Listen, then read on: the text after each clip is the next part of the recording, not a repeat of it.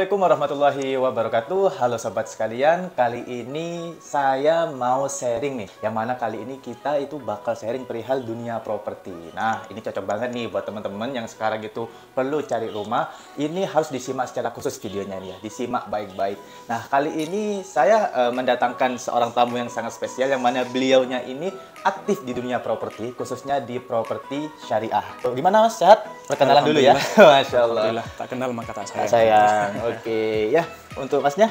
Baik, Assalamualaikum warahmatullahi sahabat properti syariah. Singkat saja, nama saya Hadi dan kebetulan memang selama 3 tahun terakhir telah berkecimpung khususnya di dunia properti syariah di Kota Jember.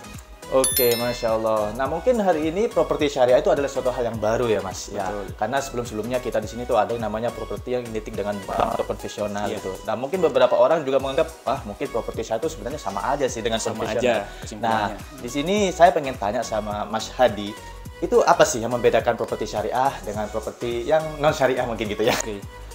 Kalau ditanya masalah perbedaan, pasti ada perbedaan. Akan tetapi kalau dari segi bisnis, tentunya kita akan sama-sama mencari untung atau profit. Itu namanya bisnis kan. Akan tetapi dalam mencari keuntungan tersebut, kita jangan sampai menyalahi rambu-rambu syariah yang ditentukan oleh Allah Subhanahu wa Ta'ala, kan seperti itu. Terkait apa saja perbedaannya di properti syariah itu, yang jelas dalam bertransaksi kita tidak melibatkan pihak ketiga atau penyedia dana talangan atau dana pinjaman seperti itu. Masya Allah. Dan teman-teman sekalian, Mas Hadi ini aktif di properti syariah dari mana, Mas? Jember, Mas? Jember. Khususnya daerah Jember. Daerah Jember saja ya. Yang mana posisinya ada di berapa tempat, Mas? Kalau di Kota Jember, alhamdulillah sampai saat ini kita sedang mengembangkan 3 proyek. Pertama, Ataya Residen. Dan kita baru saja membuka blok terbaru yaitu Pesona Green Ataya. Yang kedua, klaster Ar-Rahman 2, Tegal Besar. Dan yang ketiga adalah New Disakina Cluster di area Patrang. Nah, menarik nih. Nah, sekarang Mas, di properti syariah tuh apakah benar-benar tidak melibatkan bank sama sekali, Mas? Terus seperti apa sih skema pembayarannya di properti syariah yang membedakan dengan properti-properti lainnya gitu, Mas? Tanpa bank itu dalam artian kita tidak menggunakan modal perbankan untuk mengembangkan usaha dan tidak menggunakan bank sebagai pihak ketiga untuk pembiayaan konsumen dalam rangka memiliki hunian di properti syariah seperti itu. Nah kalau ngomong properti nih, kira-kira ini stoknya masih banyak nih, Mas? Untuk Ataya Residen, alhamdulillah sudah hampir sold out. Sudah 95% sold out. Oleh karena itu sekarang kita langsung mengembangkan blok baru yaitu Pesona Green Ataya. Masya Allah. Berarti yang sold out itu berarti sudah menjadi hak milik atau masih ada sertifikatnya, terus mungkin masih ditahan pihak developer atau bagaimana, Mas itu? Kalau di properti syariah, dari awal pembelian unit, sekalipun itu kredit, dari awal yang jelas kalau di akad di properti syariah, atas nama siapa, itu langsung atas nama konsumen sendiri. Bukan atas nama pihak ketiga atau atas nama developer. Hanya saja memang butuh proses untuk pemecahan dari sertifikat induk untuk menjadi sertifikat per individu, seperti itu di notaris, Mas Haji. Masya Allah. Nah, sekarang ini kan properti syariah ini kayaknya ada satu hal yang unik ya kalau kita berbicara properti. Yang mana yang diinginkan orang-orang itu kan bisa custom sendiri, atau istilahnya itu harganya murah. Mungkin bisa dikasih gambaran seperti apa, Mas? Ini mungkin beberapa di antara keunggulan di properti syariah ya, termasuk sistem pembeliannya menggunakan sistem pesan atau inden. Tapi ada sedikit yang ingin saya tambahkan terkait dengan aman atau tidaknya beli properti syariah itu terkait dengan surat tadi, sertifikat tadi. Kalau sertifikat gini, saya tanya ke Mas Tajudin, kira-kira pilih mana nih? Beli rumah langsung dengan atas nama sendiri ataukah masih atas nama pihak ketiga yang meminjami kita dana? Ya, saya kira-kira lebih aman yang mana? Ya, saya pribadi ya pasti milih atas nama sendiri dong. Nah, langsung atas nama sendiri tentu lebih aman ya, lebih meyakinkan. Kita tidak perlu khawatir nanti rumah kita tiba-tiba disita. Itu, Mas. Makanya kita sarankan kenapa beli properti syariah, karena salah satunya yaitu tadi dari segi keamanan sertifikat langsung atas nama sendiri. Berarti di properti syariah itu boleh cash sama boleh cicil gitu, Mas? Boleh cicil dengan skema syariah. Masya Allah. Tapi Mas, kemarin saya tuh sempat tanya-tanya itu ya. Ada orang menyatakan, nah kalau misalnya tidak lewat bank, itu keamanannya seperti apa gitu? Jaminannya gitu, Mas? Kurang lebih seperti itu. Dalam konteks apa keamanan itu? Dari sudut pandang mana? Keamanan yang dimaksud bagaimana? Itu kita harus tahu. Yang jelas, seperti yang saya sampaikan di awal tadi, untuk sertifikat, karena itu jaminan untuk keamanan unit properti kita adalah sertifikatnya, ya kan? Untuk sertifikat di properti syariah, dari awal itu sudah langsung diproses untuk menjadi atas nama konsumen. Nah, kalau di sini Mas, kira-kira harganya mahal nggak Mas? Bicara mahal atau murah itu relatif, karena ada banyak faktor yang mempengaruhi seperti kualitas, lokasi, dan lain-lainnya juga mempengaruhi.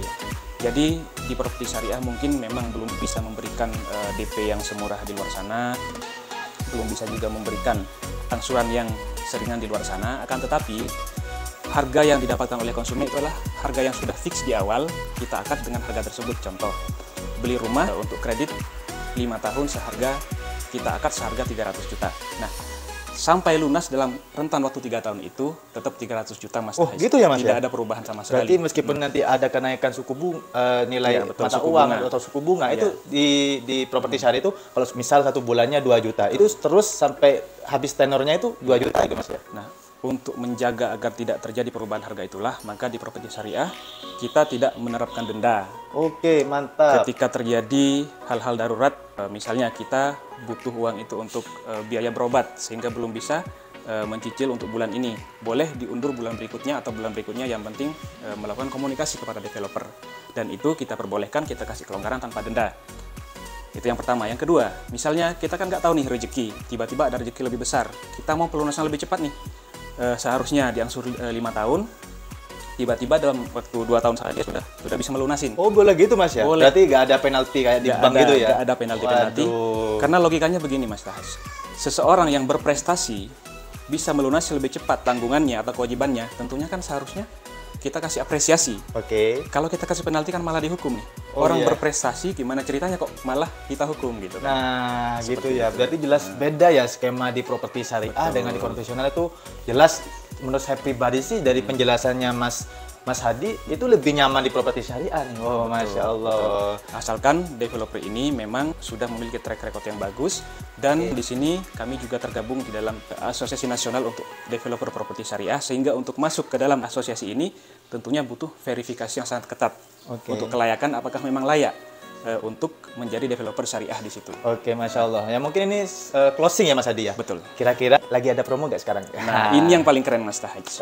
Khusus bulan September 2022 ini, kita adakan promo September Berkah, Mas. September Berkah. Di mana pada umumnya normalnya properti syariah itu harus ada DP 30% dari harga. Contohnya, harga rumah 297 juta, maka harus ada DP sekitar 89 juta. Besar banget itu Mas. Tetapi, khusus untuk September Berkah ini, DP cukup hanya 5 juta minimal. Itu sudah bisa booking dan inden rumah di sini. Oh, 5 juta sudah bisa booking. Itu DP minimal. Tetapi misalnya ingin memperkecil angsuran, itu boleh nambah DP, misalnya dari 5 juta jadi 15 juta atau mungkin jadi 20 juta dan sebagainya. Itu nanti akan berpengaruh pada angsurannya lebih kecil. Untuk panjang angsurannya Mas, ini kan DP-nya 5 juta. Itu tenornya berapa Mas?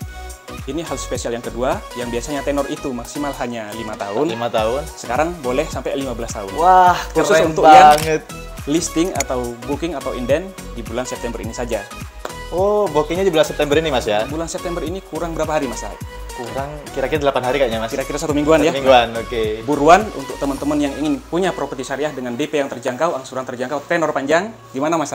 Wah, ini sangatlah spesial kali. DP 5 juta, tenornya 15 tahun. Dan ini menurut saya pribadi Mas, khususnya anak milenial seperti saya ini Mas, sangat terbantu ya Mas ya. Apalagi harga tanah tiap tahun itu semakin mahal. Nah, di sini berarti Ataya Residence Mas ya, itu memberikan solusi dengan DP yang kecil, dengan angsuran yang panjang, dan pasti per bulan juga kecil. Dan ini keren banget menurut saya Mas. Betul. Berarti jangan lewatkan kesempatan ini, segera hubungi kami untuk booking agar bisa mendapat kesempatan DP 5 juta dan tenor 15 tahun ini Mas Tahaj.